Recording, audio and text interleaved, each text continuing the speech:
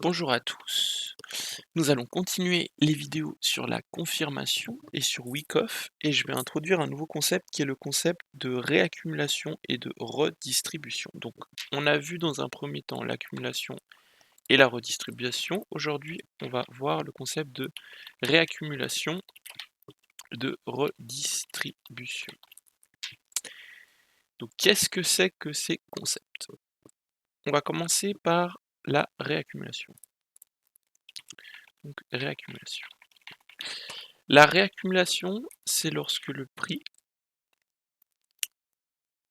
effectue en fait on effectue une distribution, donc il y a une distribution qui prend place.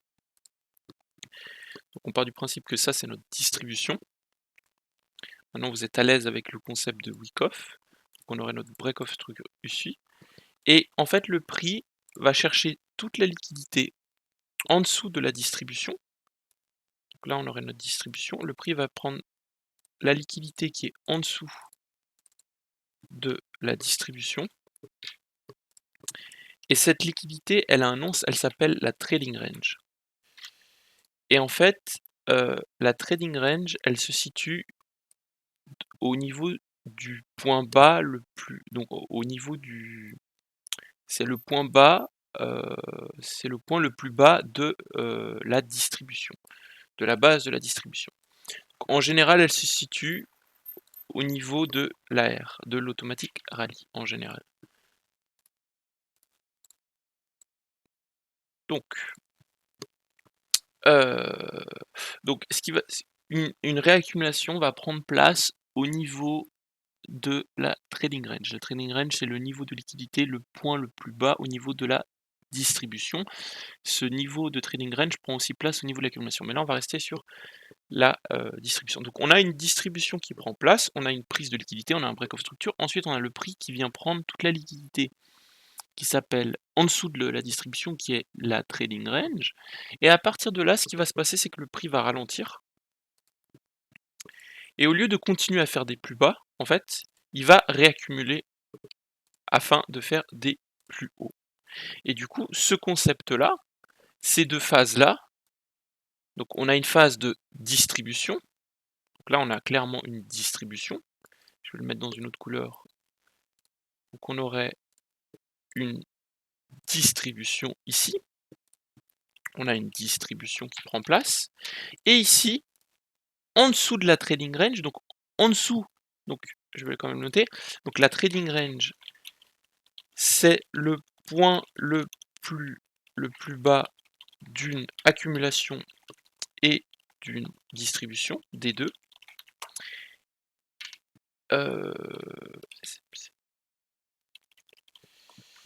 Euh, donc on aurait notre distribution et ensuite on aurait notre accumulation qui prendrait place. Donc je vais la mettre en vert. Et on aurait notre accumulation qui prend place en dessous de la trading range pour des plus hauts. Et en fait, cette schématique de distribution et accumulation, ça serait, en fait, ça donne la réaccumulation. C'est en fait le prix, il revient dans une zone pertinente, donc une supply quelconque. En plus, il a plus de liquidité pour continuer son mouvement haussier. Donc, qu'est-ce qu'il va faire au lieu d'effectuer une distribution et de repartir en bas pour chercher une accumulation, en fait, il va réaccumuler en interne. Et durant ce processus-là, durant tout ce processus-là, ce qui va se passer, c'est qu'il va récupérer plein d'ordres pour pouvoir continuer son mouvement haussier. Donc c'est vraiment, c'est ça la réaccumulation. Et pourquoi c'est important de prendre en compte ce concept? C'est, imaginons nous avons un biais baissier, on s'attend à des plus bas dans une supply, donc là on aurait notre supply. On aurait notre supply zone, donc on attend que notre distribution prend place, notre distribution prend place, on prend notre short, on prendrait notre short ici sur le break of structure, c'est ça qui nous intéresserait. On s'attend à des plus bas, cependant, il y a une probabilité de réaccumulation. Le prix, en venant prendre toute la trading range et toute cette liquidité-là, en fait, ce qui se passe, c'est qu'il a la contrepartie à l'inverse de nous, donc contre nous. Il a des ordres qui sont contre nous ici. Ici, il y a des ordres contre notre position. Donc, ce qui se passe, c'est que le composite man, il peut utiliser ces ordres qu'il va récupérer pour faire des plus hauts si son billet est plus haut. Donc en fait, la trading range est un concept extrêmement important parce que la trading range, c'est un endroit qui va nous permettre de nous protéger. Donc ce qui va être le plus pertinent pour nous lors d'une entrée en position, ça va être de localiser à l'avance la trading range. Ça va être le premier point, ça va être de localiser la trading range. Et le second point, ça va être d'entrer avant la prise de la trading range. Et si possible, le plus loin possible. Si possible. Pourquoi? Parce que si j'ai une entrée en position loin de la trading range, donc là j'aurai une position short typiquement, donc je me fais exécuter lorsque le prix revient là-dedans, et je sais qu'à partir du moment où le prix va prendre la trading range, il y a la possibilité qu'une accumulation prend place et qu'on fasse des plus hauts. Bah, ce qui va être pertinent pour moi, c'est d'être en position ici, et le prix vient prendre la trading range, et là j'aurai mon stop loss. Mon stop loss, il serait ici à la base, et à l'instant où on va prendre la trading range, et ben je peux le descendre ici. Donc déjà, je sors tout ça de risque de position. À peu près 60% de la position, du risque de la position est sorti. Donc entrer avant la trading range, ça va nous permettre de minimiser le risque de réaccumulation ou de redistribution. Donc minimiser le risque de se faire stop loss. Ça va être en fait ça qui va être le plus important. Donc là, on a tous les ordres contre notre position, on a le risque de réaccumulation, et le fait de rentrer en position ici, et bah, on peut, typiquement le prix peut faire ça aussi, je vous montre. Le prix aurait pu faire quelque chose comme ça, des plus bas avant de faire des plus hauts. Et on pourrait mettre notre trail stop ici et sortir pratiquement 100% du risque de notre position à partir du moment où la trading range a été prise. Donc c'est à ça que ça sert. Maintenant, pourquoi c'est pertinent? Parce que si on part du principe, imaginons, on rentre en position après la prise de la trading range. Donc typiquement, on aurait une distribution en fait qui vient prendre la structure et la trading range. Ça arrive, je vais pas dire souvent, mais ça arrive. Donc j'ai effacé sans faire exprès. Typiquement, on aurait le break of structure ici. On aurait notre break of structure à partir de là, mais on est venu prendre toute la trading range. Qu'est-ce qui peut se passer? À partir du moment où on est venu prendre toute la trading range, le prix peut faire un plus haut. Pourquoi? Parce que il faut vraiment se mettre à l'idée que tout ce qui est en dessous de la trading range, il y a de la liquidité. Il y a énormément de liquidité. Comme là où on est venu prendre des ordres ici, on est venu prendre des ordres, donc c'est des dollars. Là aussi, on est venu prendre des ordres. Bah, ce qui est en dessous de la trading range, ce qui est en dessous de la distribution, il y a un nombre énorme de liquidités. Donc en prenant cette liquidité, lui, ce qu'il peut faire, c'est commencer à acheter si son billet est haussier, et c'est de profiter de cette liquidité pour continuer de cette liquidité et continuer son mouvement haussier. Donc si on part du principe que on rentrait en position après le break of structure et après la trading range, et ben il y a beaucoup de probabilités, enfin il y a une probabilité, c'est pas il y a pas beaucoup de probabilités, c'est qu'il y a une probabilité qu'on prenne un stop loss. Tandis que si on rentre en position sur le break of structure avant la prise de la trading range, et ben on aura le temps de se protéger avant que le prix effectue une accumulation, s'il doit effectuer une accumulation. Donc ce concept de trading range va être très important pour nous. Donc ce qui se passe lors d'une distribution, si on part du principe qu'il y a une distribution, on vient prendre la liquidité et le prix accumule et fasse des plus hauts, on appelle ça une réaccumulation. On appelle ça une réaccumulation. Le même principe s'applique pour les redistributions. Si on part du principe que nous avons donc notre accumulation, quelque chose comme ça. Donc là, on aurait l'AR, l'ST, on aurait l'STNB, on aurait le break of structure. Ensuite, des plus hauts, je vais noter les phases. Comme ça sera plus simple. Ici, si vous voulez, ça sera la trading range. Trading range. La trading range, c'est le point le plus haut de l'accumulation. Donc ici, on aurait le SC, le selling climax. L'AR serait ici. On aurait tous les ST à ce niveau-là. ST, ST, ST. Ici, on aurait notre STNB, STNB. Ici, on aurait notre break of structure. Là, on aurait notre test, on aurait notre entrée en position. Si vous voulez, on aurait notre entrée en position ici. Et on s'attendrait à des plus hauts. Au niveau de la trading range, qu'est-ce qu'on sait? Maintenant que je vous ai donné des concepts, le concept de liquidité, on sait que au-dessus de cette trading range, il y a un nombre incalculable d'ordres qui est à l'encontre de notre position. Ici, on a des ordres vendeurs. Donc si on vient liquider tout le monde,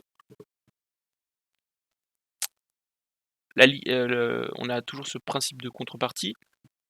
En fait, au-dessus de cette liquidité, le prix peut commencer à distribuer. Parce qu'il a récupéré assez de liquidité, et le prix peut faire ça en fait, avant de faire des plus bas. Donc on serait plus là-dessus. Donc encore une fois, ce qui va être pertinent, c'est d'entrer en position avant cette trading range. Parce qu'imaginons, on a notre break of structure et on commence à rentrer après notre trading range, et ben il y a une possibilité qu'on prenne un stop loss sans pouvoir se protéger. Donc là, typiquement, on pourrait prendre un stop loss. Imaginons là, on est rentré en position et le prix, du coup, décide de faire des plus bas. Là, on arriverait à se protéger en mettant un trail stop ici. Et certes, on n'aurait peut-être pas fait beaucoup de gains latents. Par contre, ce qui est cool, ce qui serait pertinent, c'est que sur un billet en général faux, si on peut appeler ça, enfin faux, on serait en légère positif. Alors que si on rentre après la trading range, là on prendrait -1, typiquement. Donc ce concept de trading range va être extrêmement important. Donc toute cette phase-là où on a une accumulation pour ensuite avoir une distribution, la distribution se place dans, je sais pas, je dirais 90 à 95% des cas au-dessus de la trading range, toutes ces phases-là s'appellent une redistribution. Redistribution. Donc, pourquoi le prix effectue des redistributions et des réaccumulations? Donc, si on part du principe que nous sommes baissiers et qu'on s'attend à des plus bas, des fois le prix ne revient pas entièrement dans notre demand. Donc si on part du principe que là on aurait notre supply plutôt, des fois le prix ne revient pas ici. Ce qu'il va faire, c'est que il va effectuer, donc je vais faire un, ça va être un carré. Et je vais zoomer dans le prix. Donc là on aurait une structure H10. Et là on aurait un mouvement à peu près M30. Et ce qui est dans le carré ici, donc ce qui se passe là-dedans, c'est ce qui se passera là-dedans. Donc je vais mettre une flèche, comme ça sera plus compréhensible. Ce qui se passe ici, c'est ce qui se passe là-dedans. Donc qu'est-ce qu'on aurait en M30? En M30, on aurait une accumulation. En M30, on aurait quelque chose comme ça. À peu près. Tac, tac, tac, tac. On aurait quelque chose comme ça en M30. Ensuite, on aurait la prise de la trading range, un break of structure et des plus bas. Et ces plus bas-là, correspondent à ce fort mouvement baissier. En fait, ce qu'il va faire, c'est que des fois, il n'a pas besoin, donc ça serait notre trading range, tiers, on appelle ça la tiers. Ce qui se passe, c'est que des fois, il n'a pas besoin de revenir refermer ces ordres-là, et en fait, il va réaccumuler ou redistribuer en interne.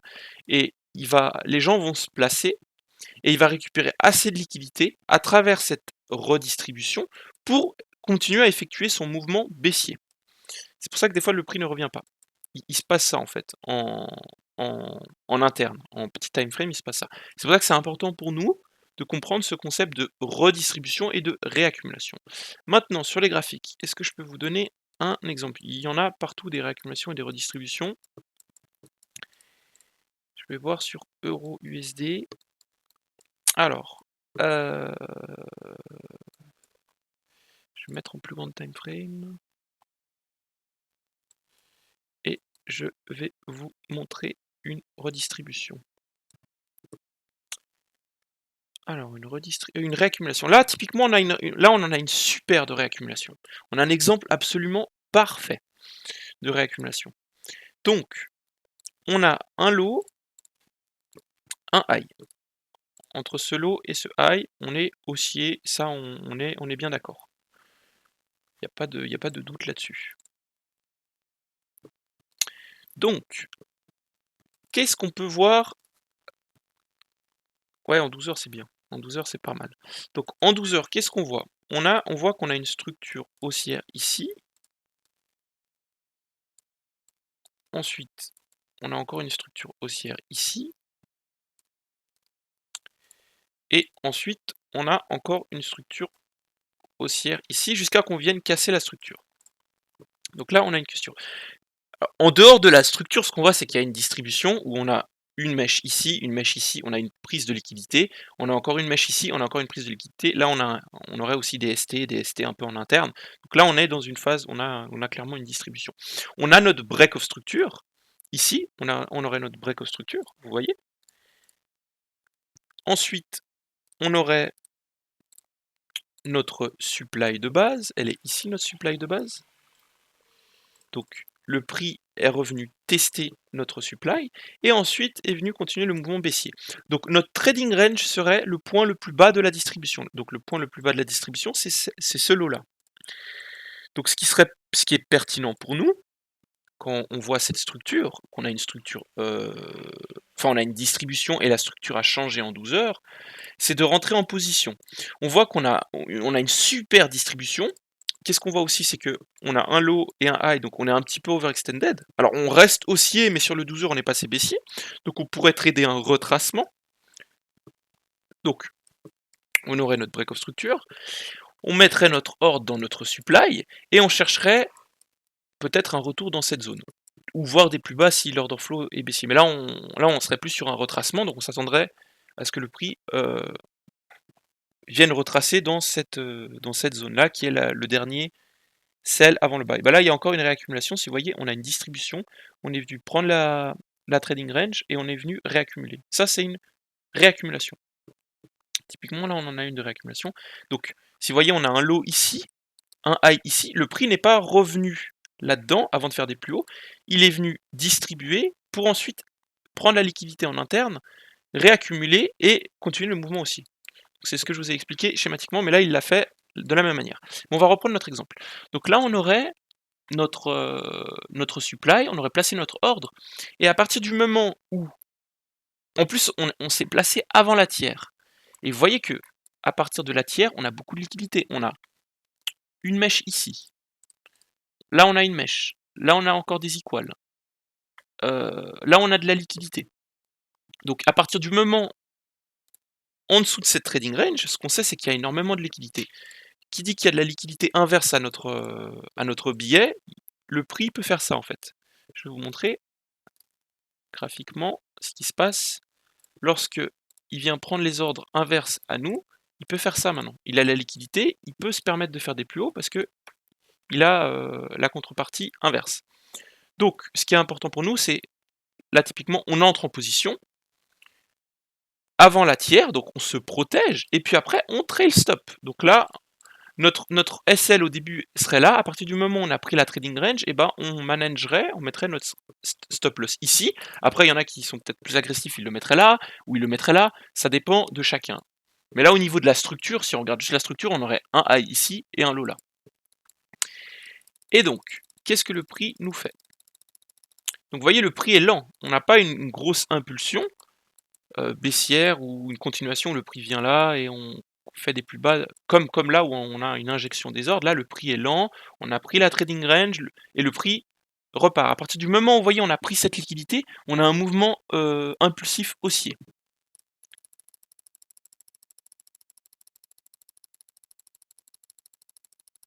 Et donc là, typiquement, on se serait fait sortir sur cette mèche. Et là, on a encore une prise de liquidité. Donc là, on aura un changement de structure en interne. Et vous voyez, à partir de la tiers, comment le prix devient lent. Il se passe plus grand-chose pendant 54 jours. Alors qu'on a déjà eu cette phase de distribution pendant 43 jours. Et on n'a pas de mouvement impulsif. Et pendant 53 jours, on a un mouvement, il ne se passe pas grand-chose. Ben en fait, on est venu réaccumuler, on est venu prendre toute la liquidité en dessous de la tiers pour passer haussier. Donc on s'est servi de tout ça pour continuer le mouvement haussier et réaccumuler. Donc là, vous avez vraiment l'exemple parfait d'une réaccumulation. Qu'est-ce qui s'est passé ici? Ici, c'est passé la même chose. Alors, ce qu'il faut savoir quand il y a une réaccumulation comme ici, c'est que le biais est haussier en fait. On est haussier, donc le prix va chercher la liquidité là où il a besoin de trouver la liquidité pour continuer son biais haussier. C'est ce qui se passe, typiquement.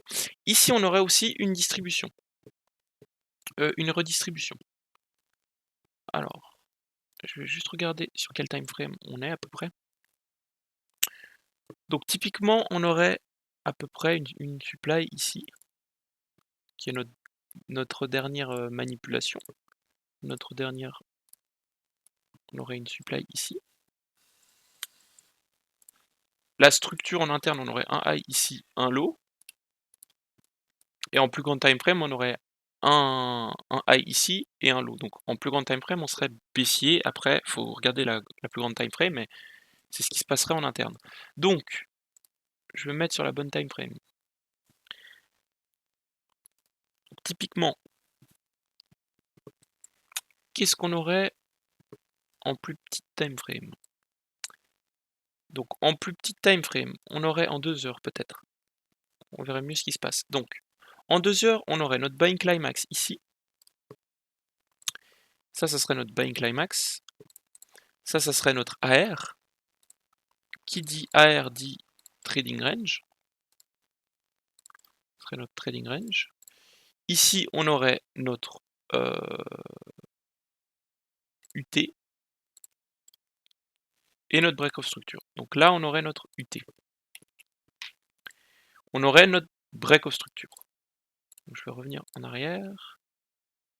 Donc, on part du principe que ce qui nous intéresse, c'est de prendre des shorts dans cette supply. Là, on a notre buying climax. Ensuite, on a une trading range à ce niveau-là. On a des ST, ST, ST, ST. On vient liquider tout le monde. Donc, on vient récupérer toute la liquidité dont on a besoin. Ensuite, on vient injecter en short et on vient casser la structure. Le mouvement est impulsif. Donc, on peut chercher des shorts comme ça, avec un stop loss au-dessus de la dernière mèche. Et on voit que là, on rentre avant la trading range. Donc, on est protégé. Donc, on se ferait exécuter. Et ensuite, le prix vient prendre la trading range. À partir du moment où il vient prendre la trading range, c'est dangereux pour nous de rester avec un risque plein, donc on trail stopperait. Et on voit là, typiquement, vous voyez, le prix est venu chercher la trading range, il a récupéré toute la liquidité dont il a besoin, et il effectue le fort mouvement haussier. Donc là, il est encore venu réaccumuler. Pour ensuite,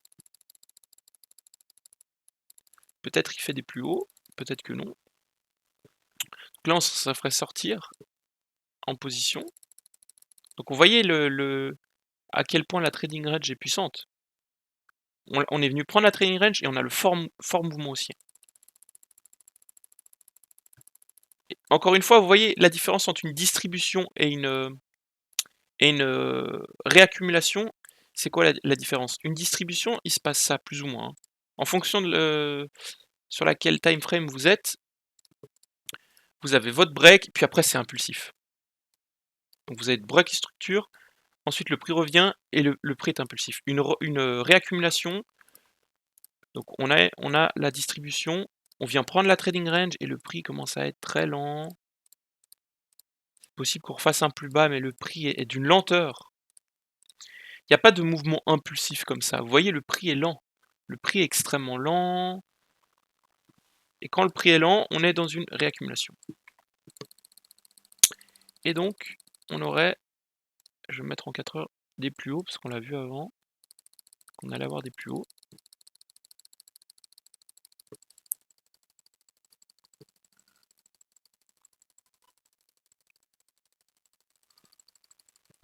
Ouais, et on aurait des plus hauts, du coup. Et on aurait pu se protéger, malgré que le biais serait faux, on n'aurait pas pris de perte. Donc ça sert à ça, la trading range, de localiser la trading range.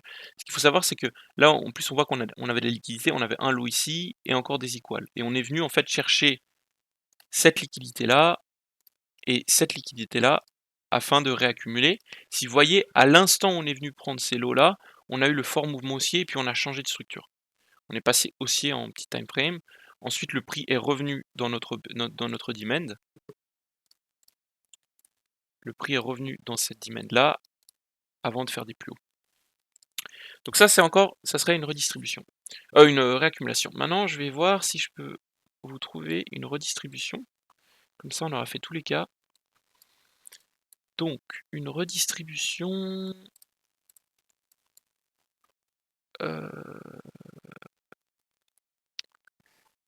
Alors là, il y en a une. Elle est complexe. Je vais voir s'il n'y a pas quelque chose de plus... de moins complexe, de plus... Ah oui, oui, normalement, il y en a plein là-dedans. Ouais, là, il y en a plein. Alors, replay.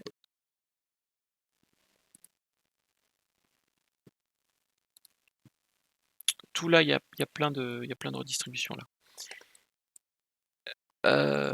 Alors...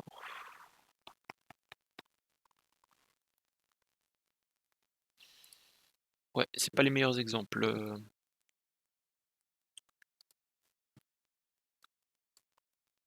Je vais trouver d'autres exemples. Je vais trouver d'autres exemples de redistribution en interne.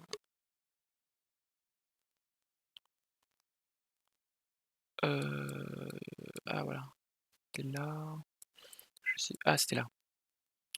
Tout ce mouvement-là. Ok, super. Ouais, tout ce mouvement-là. Parfait. Donc,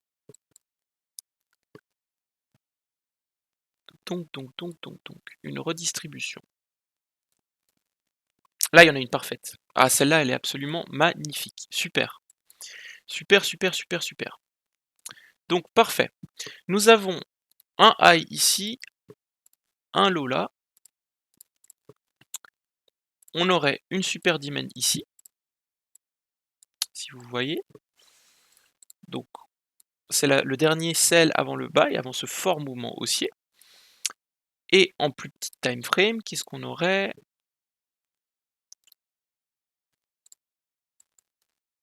En plus petit time frame, si on descend time frame, donc on aurait un changement de structure déjà en petit time frame. Donc on avait un high ici, un low. Ensuite on a un high ici, un low.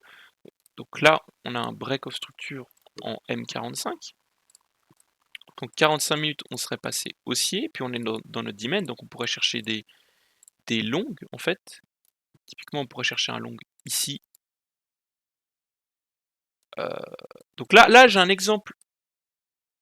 J'ai un très bon exemple. J'ai un super exemple ici. Donc là, on a une accumulation avec un selling climax, automatic rally, secondary test, secondary test, secondary test, STNB, break of structure. Là, on aurait notre trading range. Au niveau de l'automatic rally, on aurait notre trading range. Donc en plus petit time frame, si on part du principe qu'on est venu prendre ce... Donc on a notre break of structure, on serait rentré là, avant la trading range, avec un stop loss ici. On sait qu'à partir du moment où on va prendre la trading range, il y a la possibilité à ce que le prix se retourne contre nous. Donc on pourrait commencer à trail stop ici. Et vous voyez, dès qu'on prend la trading range, on a un mouvement baissier. Donc on va voir ce que le prix nous donne. Donc le prix fait des plus hauts. Donc on a pu se protéger avant, avant à ce que le prix fasse des plus hauts. Maintenant, en plus grande time frame, qu'est-ce qu'on a en fait? Qu'est-ce qu'on aurait en plus grande time frame? En fait, cette accumulation-là, elle fait partie de cette plus grande accumulation. Vu que le marché est fractal, je vais vous montrer un exemple concret. Ça sera plus facile. Donc, partons du principe que ça soit une accumulation en 4 heures. Donc là, on aurait une accumulation en 4 heures. Ce qui se passe là-dedans,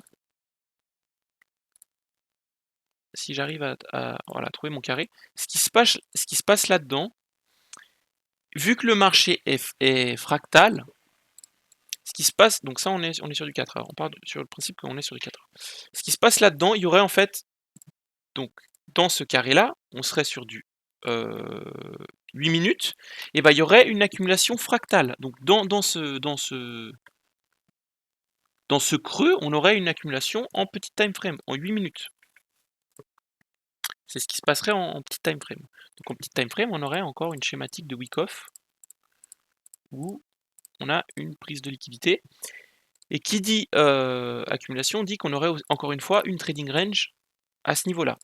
Si on arrive à trouver une position typiquement là-dedans, donc une accumulation fractale, alors ce qui serait important de faire, gaffe, c'est à la trading range en M8, mais ensuite, partons du principe qu'on fait attention et que le prix continue à faire des plus hauts, on a la trading range H4 ici, à ce niveau-là. Donc, on a la trading range au niveau 4 heures aussi, c'est ça qu'il faut prendre en compte. Donc, on pourrait, par exemple, avoir un premier TP au niveau de la trading range H4, parce qu'à partir du niveau H4, on a énormément de liquidité qui est à contresens de notre tendance. Et qui dit prise de la trading range, risque de réaccumulation, donc risque que le prix vienne prendre toute cette liquidité H4 pour ensuite effectuer un mouvement baissier. Donc revenons-en à nos moutons. Donc là, on est sur ce range 12 heures, où on a un high, un low. Ensuite, on a cette magnifique demand qui a été unmitigated entre ce low et ce high là. En termes de tendance, on est haussier entre ce low et ce high là, donc on s'attendrait à des plus hauts. On voit qu'on a une super accumulation en interne dans notre demand. On est rentré avant la trading range, on s'est protégé à l'instant où la trading range est partie. Mais qu'est-ce qu'on voit d'autre? On voit aussi que ici, on a un fort niveau de liquidité en plus haut grand time frame, peut-être en, je sais pas, je dirais en 2 heures. On aurait un énorme niveau de liquidité. Et ce niveau de liquidité-là, c'est en fait cette accumulation-là fait partie d'une accumulation en plus grande time frame. Donc ça serait plus une accumulation 2 heures. Ce qui est pertinent pour nous dans cette accumulation 2 heures, c'est que là on voit qu'on a un énorme niveau de liquidité. On a un A ici, un A ici, un A ici. On sait que à partir du moment où on prend cette liquidité, donc à partir du moment où le prix vient prendre cette liquidité, il y a possibilité que le prix se retourne et fasse des plus bas, donc il y a possibilité qu'on ait une redistribution. Donc ce qui serait pertinent pour nous, c'est de faire gaffe à ce niveau de liquidité, c'est de le marquer, et après de gérer notre trail stop de manière pertinente. Soit on commence à prendre des profits, des forts niveaux de profit au niveau de cette tiers, soit on commence à trail stop. Qu'est-ce que le prix va faire? Donc là, typiquement, on aurait notre trail stop, on pourrait trail stop comme ça de manière agressive, parce qu'on sait que proche de ce niveau-là, le prix peut se retourner. Donc là, en l'occurrence, on n'aurait toujours pas pris le niveau de liquidité. Donc on est en train de consolider ce niveau de trading range. Donc là, il y a un changement de structure, typiquement le prix est revenu là-dedans, on pourrait chercher des longs là-dedans, jusqu'à liquider cette trading range. Ok. Du coup, on n'aurait pas trouvé d'entrée en position. Le prix est assez lent. Ok. Qu'est-ce que le prix nous fait? D'accord, donc là, on voit qu'on est en fait, on était en train de créer un niveau de liquidité absolument phénoménal et qu'est-ce qui se passe? On vient liquider tout le monde. Vous voyez avec cette énorme mèche, waouh! On a une mèche énorme où on vient liquider tout le monde, on vient casser la structure, on vient refermer les ordres et puis après on va injecter en short et donc ça, c'est une redistribution. Donc en interne, je peux vous montrer ce qui s'est passé. En fait, on a créé un fort niveau de liquidité pendant, je dirais plusieurs jours. Ensuite, on a utilisé une news pour prendre toute la liquidité disponible. Donc vous voyez, on a un énorme mouvement haussier où on vient récupérer toute la liquidité au niveau de notre trading range et ensuite on vient casser la structure et on vient injecter en short. Ensuite, on vient refermer les positions et après, bah, on peut s'attendre, à des plus bas ou en tout cas, il y a possibilité de redistribution. Après, le prix fera ce qu'il a envie de faire en fonction de l'order flow.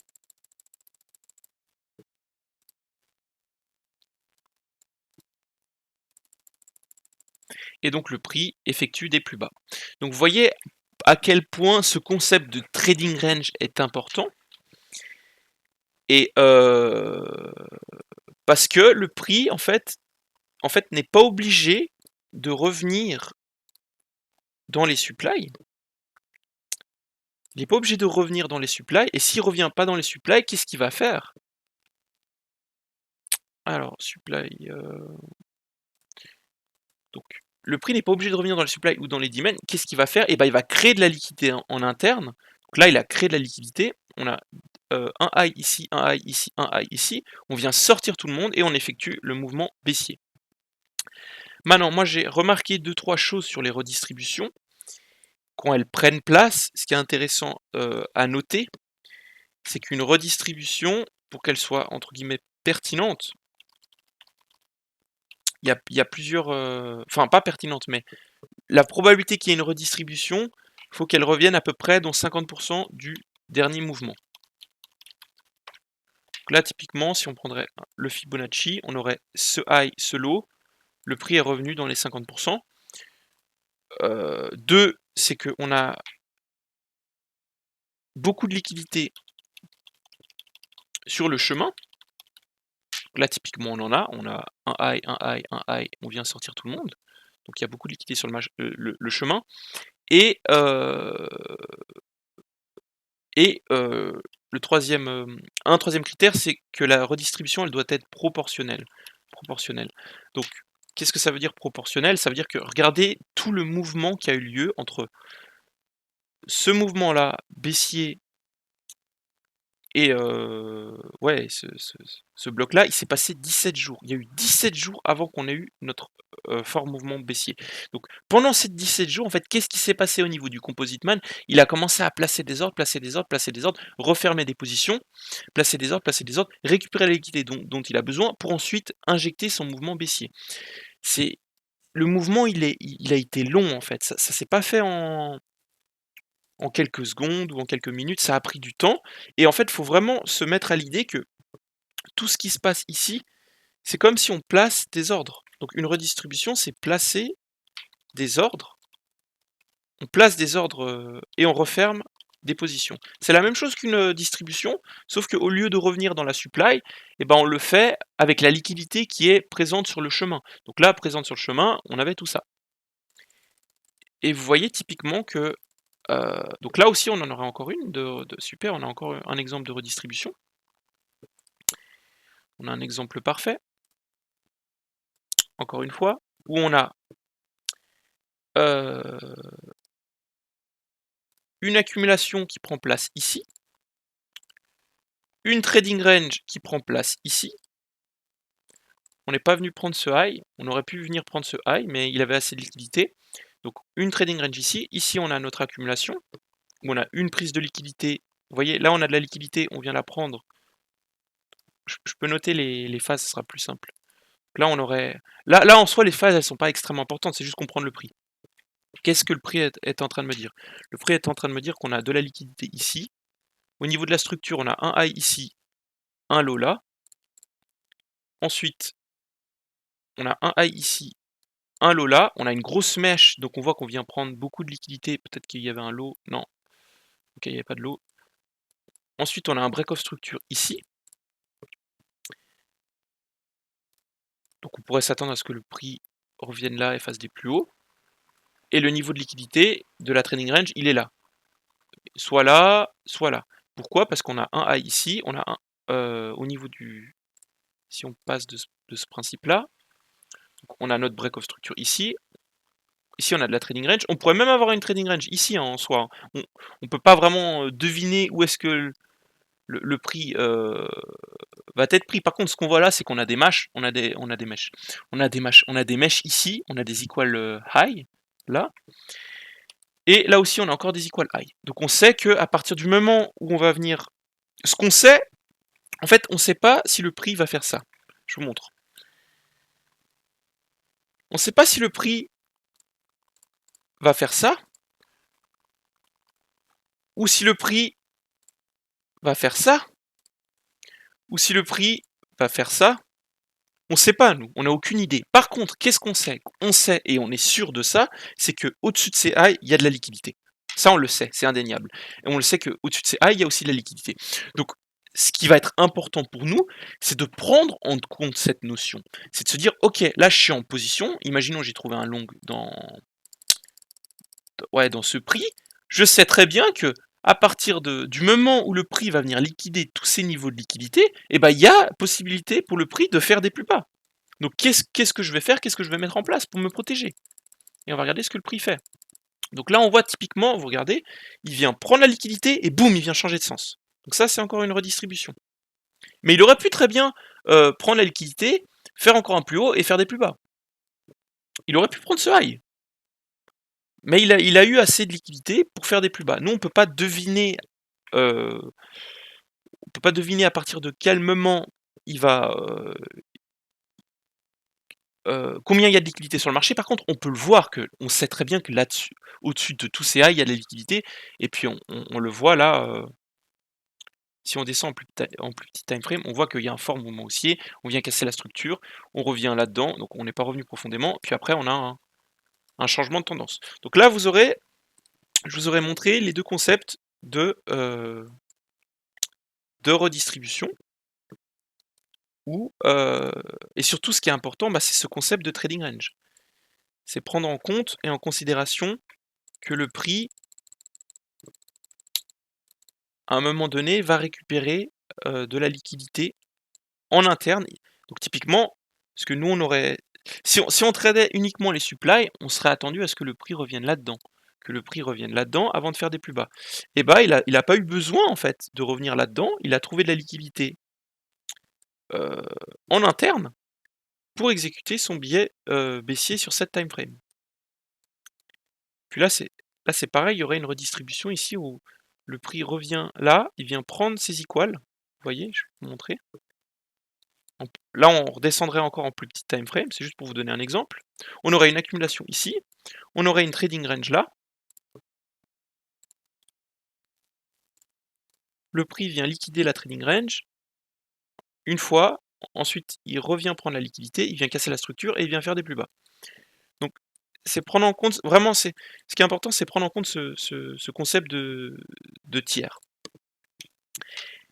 C'est juste d'observer sur les marchés qu'il y a ce concept-là. Après, vous n'êtes pas obligé de tout analyser non plus, mais c'est de se dire, ok, moi j'ai ma demand, je cherche des longs, il y a ça comme liquidité sur le marché, qu'est-ce que je mets en place où il faut que je prenne en compte ce niveau de liquidité pour me protéger. Et pareil, si je cherche des shorts. Donc si je cherche des shorts, typiquement, il me semble que j'avais montré des exemples.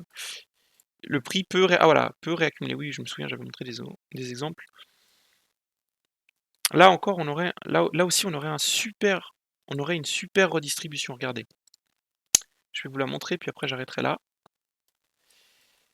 Alors, elle est où cette redistribution? Maintenant, j'ai oublié. Ouais, elle est là. Là, on a une super redistribution.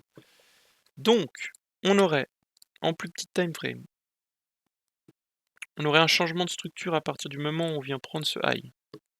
Qu'on passerait baissier, haussier dans cette structure, hein. Et puis on aurait un fort niveau de liquidité à ce niveau-là.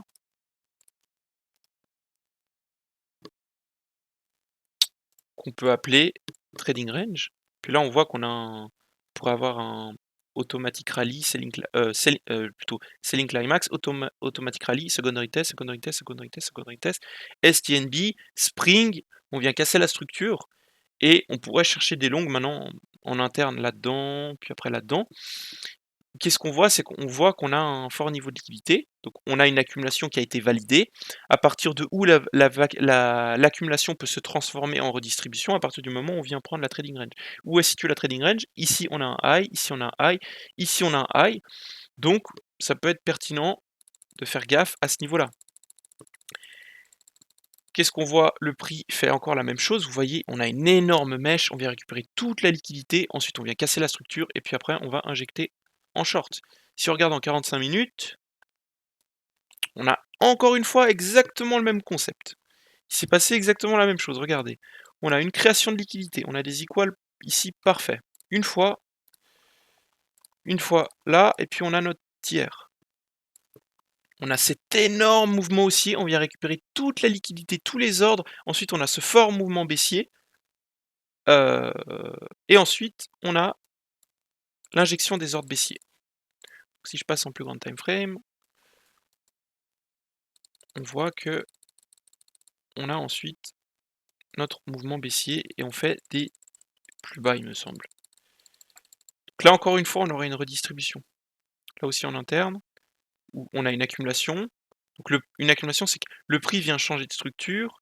Ensuite, il vient prendre la liquidité des derniers highs pour redistribuer en interne et continuer à faire des plus bas. Donc là, on aurait une redistribution. On s'attendrait à ce que le prix continue à faire des plus bas.